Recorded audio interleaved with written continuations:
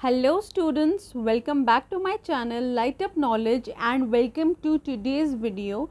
Today's video will be on the basic introduction to phrases and will also be the first video in the playlist of phrases. So today's video will be a starting of a new playlist, that is a playlist on phrases in English language.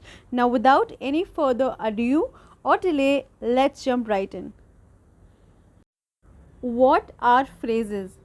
A phrase is a meaningful group of words performing a particular function in a sentence. So therefore a phrase is a group of words which contain meaning. It is not a random arrangement of words. No, a group of words which contains a particular meaning. It performs a particular function when it is a part of a sentence. The example is the very joyful rabbit. Okay, now here the rabbit is being described as very joyful, so it's acting as a function of adjective here. And a phrase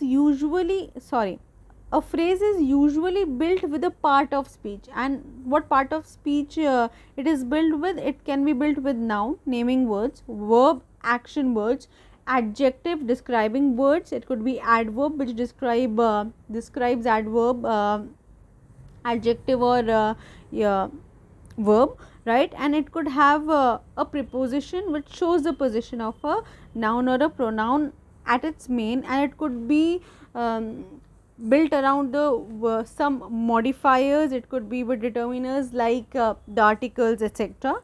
And the main point is that it does not have a subject. Okay, it lacks the doer of the action. A phrase does not have a subject of its own.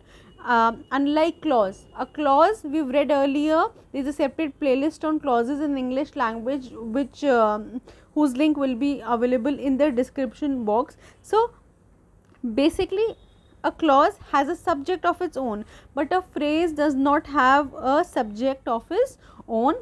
Similarly, a phrase does not have a finite verb, but a clause does have, right? So what is a finite verb now? A finite verb is a kind of verb which is bound by tense, and it should agree with the number and the person of its subject. Okay, so it should have a subject verb agreement bounded rule. So therefore a clause does not have a finite verb of its own, and it does not also have its does not have a subject. So to sum up about phrase, we can say that a phrase is such a meaningful group of words. They are not nonsensical, they make sense. It is a proper arrangement of words, and they are intended to perform certain functions.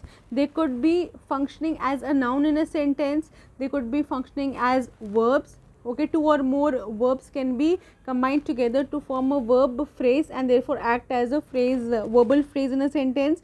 They could be acting as adjectives in the sentence, or they could be adverbs and preposition as well. And the last and the main point is that a phrase does not have a subject. Okay, a clause has a subject, but a phrase does not have a subject, and it does not a phrase also does not have a finite verb. Okay, phrases does not have finite verb of its own. Let us have a look at some examples of phrases in order to comprehend it well. The first one is, my father is a medical practitioner. My father is a medical practitioner. The underlying part, my father, is acting as a noun, therefore it is a noun phrase.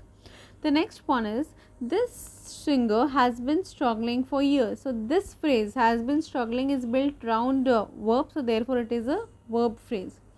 The next example is, the rescue workers carried all the victims needing help. So needing help, it is built around adjective, so therefore it is an adjectival phrase. Next is, the bystander with a red parasol stood gaping quite a while. With a red parasol, so this is built with a preposition and therefore it is acting as an adjective. The next example is, I was away for a fortnight when all this happened. away for a fortnight. So this phrase for a fortnight has a preposition at its core and it is functioning as an adverb, so it is an adverbial. So yes guys, that was all for today's video. I hope you understood what clauses are. If you are still confused, you can comment down your doubts in the description box. I will love to answer them. So all the important playlist will be linked down in the description box. Keep learning and keep growing.